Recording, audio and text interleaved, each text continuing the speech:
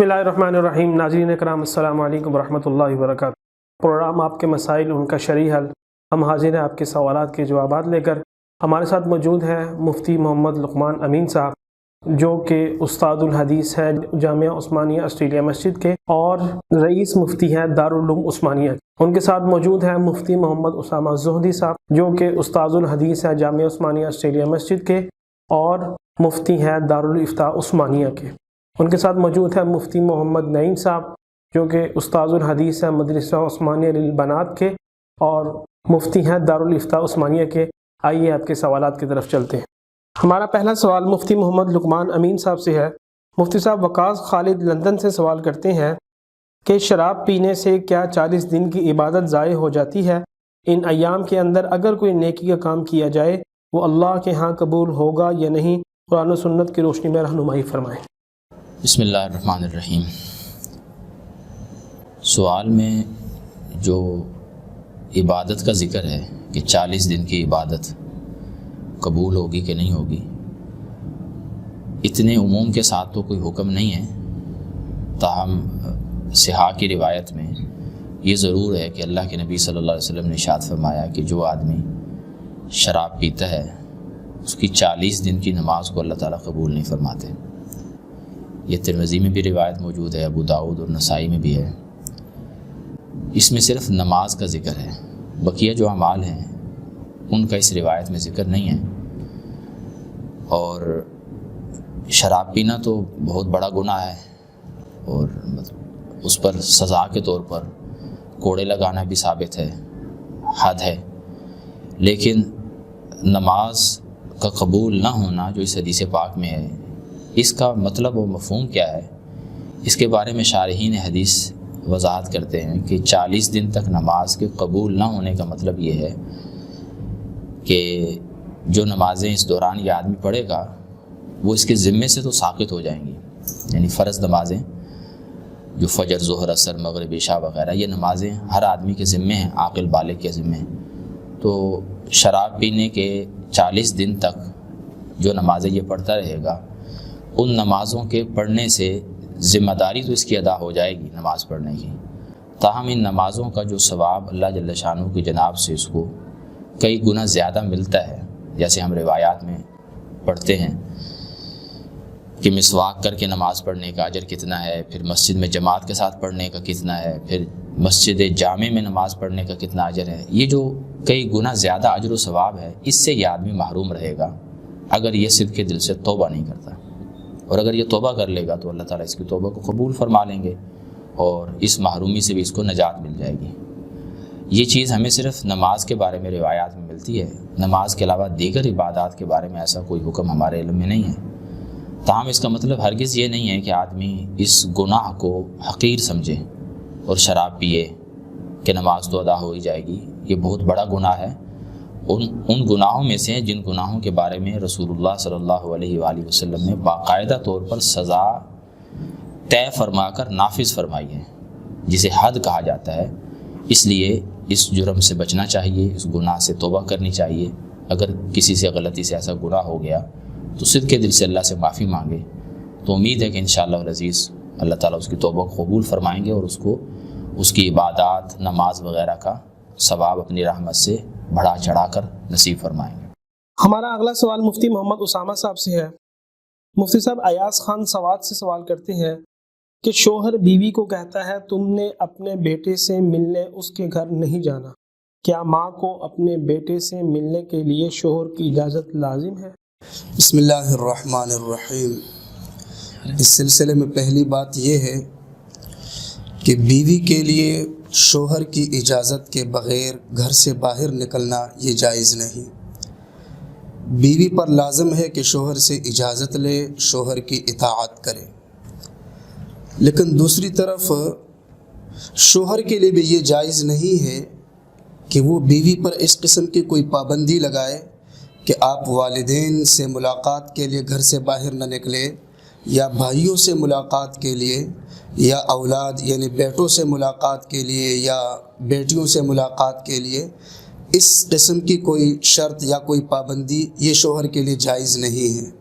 उसे चाहिए कि वो हुस्न सलूक का मुज़ाहरा करे, وہ وسعت ظرفی کا مظاہرہ کرے، اور اگر شوہر کے ذہن میں شکوک و شبہات ہے یا کوئی اعتراض ہے اپنی بیوی کے بارے میں تو بیٹھ کر اس مسئلے کو حل کرے، اور شوہر کے ذہن میں جو شکوک و شبہات ہے اس کا ازالہ ہو جائے۔ ہمارا اگلا سوال مفتی محمد نعیم صاحب سے ہے۔ مفتی صاحب، حیات محمد پشاور سے سوال کرتے ہیں، اگر کوئی شخص یہ کہے کہ میں جس سے بھی شادی کروں، شادی کے بعد اس کو طلاق، تو کیا جب بھی وہ شادی کرے گا طلاق واقع ہو جائے گی؟ بسم اللہ الرحمن الرحیم۔ اس کو یوں کہیں گے، صاحب ہدایہ نے اس مسئلے کو واضح کیا۔ مسئلے کے احناف میں اگر کسی نے شادی سے پہلے کسی عورت کو کہا، یا جیسے کہ مطلق سوال کے اندر ہے کہ جی میں جس سے بھی شادی کروں تو اس کو طلاق ہے، تو پھر جب یہ شادی کر لے گا تو اس کو طلاق واقع ہو جائے گی۔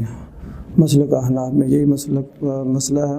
اگرچہ امام شافعی رحمۃ اللہ علیہ وہ یہ فرماتے ہیں کہ لا طلاق قبل النکاح، کہ یہ حدیث ہے نبی کریم صلی اللہ علیہ وسلم کی کہ نکاح سے پہلے طلاق نہیں ہے۔ لیکن بہرحال چونکہ یہ ایک یمین کی صورت بن جاتی ہے، قسم کی صورت بن جاتی ہے، تو اس وجہ سے جب وہ طلاق کرے گا تو نکاح کرے گا تو اس کو طلاق ہو جائے گی۔ اگلا سوال مفتی محمد لقمان امین صاحب سے ہے۔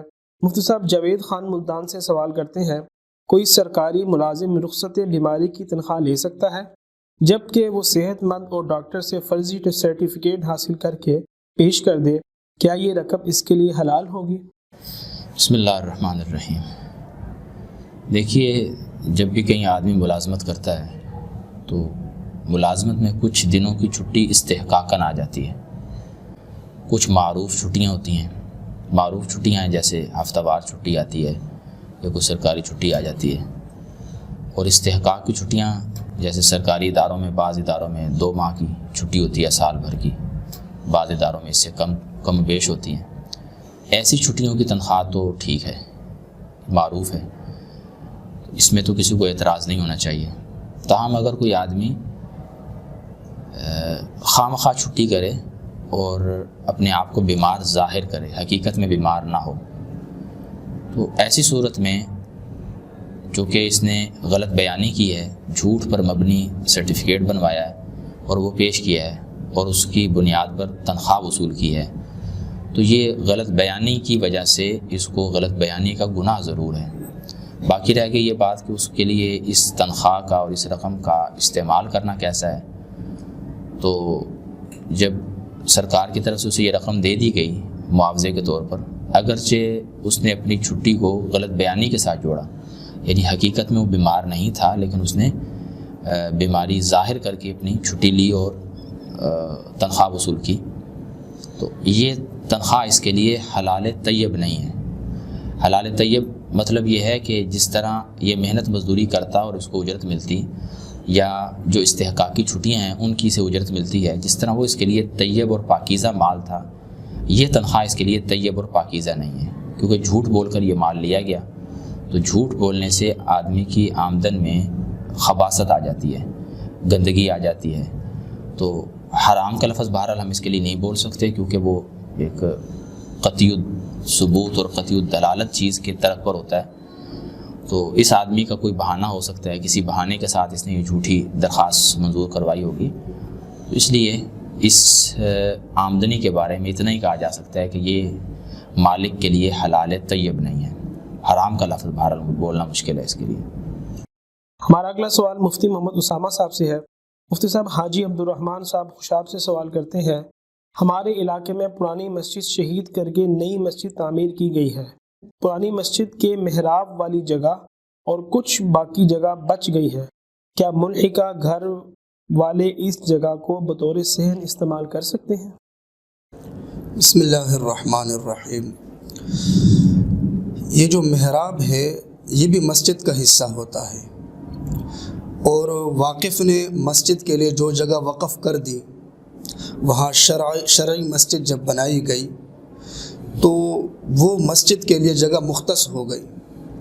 اب اوپر کی طرف سے عرش تک اور نیچے کی طرف سے تحت الثری تک وہ مسجد کے لیے مختص ہے، وہاں پر نہ کوئی فلاحی ادارہ بنا سکتے ہیں، یعنی ایک مسجد کو گرا کر دوسری مسجد بنائی جائے اور جگہ بچ جائے جیسے کہ سوال میں ذکر ہے، نہ تو وہاں پر کوئی ادارہ بنا سکتے ہیں، نہ وہاں پر کوئی عمارت وغیرہ بنا سکتے ہیں، نہ اس کو کسی اور مقصد کے لیے استعمال کر سکتے ہیں، بلکہ اس کا احترام ایسا ہی ضروری ہے جیسے کہ مسجد کے حصے کا احترام کیا جاتا ہے، لہٰذا بطور صحن اس کو استعمال نہیں کر سکتے۔ ہمارا اگلا سوال مفتی محمد نعیم صاحب سے ہے۔ مفتی صاحب محمد ندیم فیصل آباد سے سوال کرتے ہیں، جو عورت اپنے شوہر کا جائز حکم نہ مانے اس کے بارے میں شریعت کا کیا حکم ہے؟ خامن کا اللہ تعالیٰ نے قرآن کریم میں اور احادیث میں ایک مقام اور رتبہ ذکر کیا ہے۔ خامد کو بہت زیادہ عزت سے نوازا گیا ہے، قرآن نے خود نوازا ہے اور حتیٰ کہ احادیث بھی موجود ہیں۔ تو اس لیے عورت کو یہ چاہیے کہ اپنے جائز کاموں میں خامد کی اطاعت کرے۔ باقی رہ گئی بات کہ اب سائل کے ذہن میں کیا جائز ہے کیا ناجائز ہے، تو اس کے بارے میں سوال کرنے والوں سے ریکویسٹ یہ ہے کہ جب وہ اپنا سوال کریں تو سوال کو واضح کریں کہ جی صورت بنائیں کہ جی یہ صورت پیش آئی ہے، بس اس کو ایک مطلق جو ہے نا ایسے بیان نہ کر دیا جائے، اس لیے کہ بہت ساری ایسی چیزیں ہیں کہ لوگ اس کو جائز سمجھتے ہیں اور وہ جائز حقیقتاً نہیں ہوتی۔ اس کی چھوٹی سی ایک مثال یہ ہے کہ جی جو ہے نا وہ کیا بیوی جو ہے نا کوئی ایسی ذمہ داریاں کہ وہ بیوی کے ذمہ نہیں ہے، لیکن خامد اس کو سمجھتا ہے کہ یہ اس کے لیے ضروری ہے اور اخلاقی طور پر وہ اس کے لیے ہے، لیکن شرعی طور پر اگر نہ بھی کرے تو اس کے لیے کوئی ضروری نہیں ہے۔ بہرحال بات لمبی ہوتی جا رہی ہے، خلاصہ کلام یہی ہے کہ جائز کاموں میں عورت کو خامد کی اطاعت وہ لازمی ہے، ضروری ہے۔ اگلا سوال مفتی محمد لقمان امین صاحب سے ہے۔ مفتی صاحب محمد حمزہ اٹک سے سوال کرتے ہیں، آج کل یہ رجحان بڑھتا جا رہا ہے کہ نوجوان خواتین غیر شادی شدہ بغیر محرم کے بیرون ملک یا اندرون ملک دوسرے شہروں میں جا کر نوکری یا تعلیم وغیرہ حاصل کر رہی ہیں، کیا یہ جائز ہے؟ بسم اللہ الرحمن الرحیم۔ دیکھیے سوال میں غیر شادی شدہ خواتین کا دو مقصد کے لیے سفر کا ذکر ہے، ایک تعلیم کے لیے اور ایک روزگار کے لیے۔ جہاں تک روزگار کا تعلق ہے تو یہ ذمہ داری خواتین پر شریعت نے ڈالی ہی نہیں ہے۔ شریعت نے کسی بھی موقع پر خواتین کو یہ نہیں کہا کہ آپ اپنا رزق خود کمائیں، بلکہ شرعی اعتبار سے جب تک بچی نابالغ ہے بلکہ بالغ بھی ہے اور ابھی اس کی شادی نہیں ہوئی تو اس کا خرچہ اس کے والد کے ذمہ ہے، اور جب اس کی شادی ہو جائے تو اس کا خرچہ اس کے شوہر کے ذمہ ہے، اور جب اولاد ہو جائے اور شوہر نہ رہے تو اولاد کے ذمہ ہے کہ وہ اپنی والدہ کی کفالت کریں، اس کو خرچہ دیں۔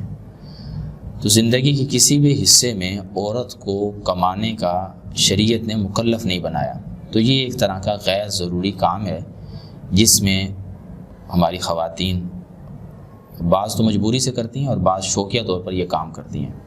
لہٰذا ایسی کوئی مجبوری نہیں ہے کہ اس کی وجہ سے انہیں غیر شہر میں یا غیر ملک میں کام کے لیے بھیجا جائے اور اس کی اجازت دی جائے۔ یہ تو بالکل یا غلط رواج ہے، اسے ختم کرنا چاہیے۔ باقی رہ گئی بات تعلیم کی۔ تعلیم ضروری ہے، اس سے کسی کو انکار نہیں ہے، اور دین اسلام تو ویسے بھی علم کا دین ہے، اس میں تو پہلے دن سے ہی ہمیں پڑھنے پڑھانے کی تلقین ہے، لیکن یہ پڑھنا پڑھانا ہماری سوچ کے مطابق نہیں بلکہ اس طرح جس طرح اللہ اور اس کے رسول صلی اللہ علیہ وسلم نے حکم دیا اور اجازت دی ہے۔ خواتین کی تعلیم کی ضرورت اور اہمیت مسلم ہے، لیکن اس کے لیے دین کے دیگر احکام کو پامال کرنا، جیسے اس مسئلے میں بیان کر رہے ہیں کہ دوسرے شہر میں جانا اور غیر محرم کے بغیر جانا اور پھر وہاں قیام بھی لازمی بات ہے کرنا، تو یہ ساری وہ چیزیں ہیں جو شریعت کے احکام سے متصادم ہیں۔ عورت کو شریعت نے اتنا تحفظ دیا ہے کہ اس کے لیے حج جیسے فریضے کو بھی غیر محرم کی غیر موجودگی میں ادا کرنا لازم قرار نہیں دیا۔ تو جب حج جیسا لازم امر اور فرض امر عورتوں پر محرم کی موجودگی کے نہ ہونے کی صورت میں لازم نہیں ہے، تو یہ کمانا اور یہ تعلیم وغیرہ یہ سب چیزیں اس سے بہت نیچے ہیں۔ لہذا اس رجحان کی حوصلہ شکنی ضروری ہے۔ تو اس کے لیے یہ پوچھنا کہ یہ جائز ہے کہ نہیں، اس میں تو جواز کی صورت ہی کوئی نہیں، یہ تو عدم جواز ہی ہے۔ ہاں اگر کوئی اپنے کسی محرم کے ساتھ سفر کرے اور کسی دوسری جگہ جا کے پڑھے، محرم بھی ساتھ موجود ہو، تمام شرعی احکام جو ہیں وہ پورے ہوتے ہوں، تو تعلیم ضروری ہے، اس کو حاصل کیا جائے۔ لیکن اگر یہ شرائط نہ پائی جاتی ہوں تو پھر ایسی تعلیم کی ہرگز ضرورت نہیں ہے، اس سے اجتناب کرنا چاہیے۔ ہمارا اگلا سوال مفتی محمد اسامہ صاحب سے ہے۔ مفتی صاحب، جمشید دانش گجرات سے سوال کرتے ہیں، رخصتی سے قبل طلاق کا کیا حکم ہے؟ اچھا، نکاح کے بعد اور خلوت صحیحہ اور رخصتی سے قبل۔ خلوت صحیحہ کا مطلب یہ ہوتا ہے کہ خلوت میں میاں بیوی دونوں جمع ہو جائے، یعنی جن کا نکاح ہو چکا ہے وہ دونوں اکٹھے ہو جائے اور کوئی معنی بھی موجود نہ ہو۔ تو نکاح کے بعد اور خلوت صحیحہ اور رخصتی سے قبل اگر کسی نے اپنی بیوی کو طلاق دے دی تو اس کی تین صورتیں بن سکتی ہے۔ پہلی صورت تو یہ ہے کہ اس نے ایک طلاق دے دی، ایسی صورت میں یہ طلاق واقع ہو جائے گی اور اس کی بیوی جو ہے وہ بائنہ ہو جائے گی، نکاح ختم ہو جائے گا۔ دوسری صورت یہ ہے کہ اس نے 3 طلاقیں دی، لیکن 3 طلاقوں کے لیے اس نے 3 جملے استعمال کیے۔ مثلا یہ کہا کہ تمہیں 1 طلاق ہے، پھر کہا تمہیں دوسری طلاق ہے، پھر کہا تمہیں تیسری طلاق ہے، تو یہ 3 طلاقیں۔ تو پہلی ہی طلاق سے وہ بائنہ ہو جائے گی اور باقی 2 طلاقیں جو ہے وہ ضائع ہو جائے گی۔ اب اس عورت کے لیے حکم کیا ہے؟ اس کے لیے عدت کا حکم نہیں ہے، عدت اس پر لازم نہیں ہے، اور اگر فی الفور کہیں مناسب رشتہ ملے تو اس کے لیے اجازت ہے، آگے وہ نکاح کر سکتی ہے۔ اور جس نے طلاق دی ہے اگر اسی کے ساتھ دوبارہ کوئی ترتیب طے ہو جائے اور دوبارہ نکاح کا ارادہ ہو تو گواہوں کو حاضر کیا جائے اور نئے سرے سے مہر کو متعین کیا جائے اور دوبارہ نکاح ہو جائے۔ لیکن فرق صرف یہ ہوگا کہ اس حضرت کے پاس اب صرف 2 طلاقوں کا اختیار رہے گا، 1 طلاق تو یہ ضائع کر چکا ہے۔ تیسری صورت اس کی یہ بنے گی کہ خلوت صحیحہ اور رخصتی سے قبل اور نکاح کے بعد اس نے 3 طلاقیں اکٹھی دے دی، یعنی ایک جملے میں یہ کہا کہ تمہیں 3 طلاقیں ہیں، تو اس صورت میں وہ عورت اس پر حرام ہو گئی حرمت مغلظہ کے ساتھ۔ اب دوبارہ یہ شخص اس کے ساتھ نکاح نہیں کر سکتا، اور باقی اس کے لیے عدت کوئی ضروری نہیں ہے، عدت گزارنا۔ آگے اس کو اگر کوئی مناسب رشتہ فی الفور ملتا ہے تو فی الفور بھی وہ نکاح کر سکتا ہے۔ ہمارا اگلا سوال مفتی محمد نعیم صاحب سے ہے۔ مفتی صاحب، ممتاز علی اٹک سے سوال کرتے ہیں، کیا جنابت کی حالت میں عورت اذان کا جواب دے سکتی ہے؟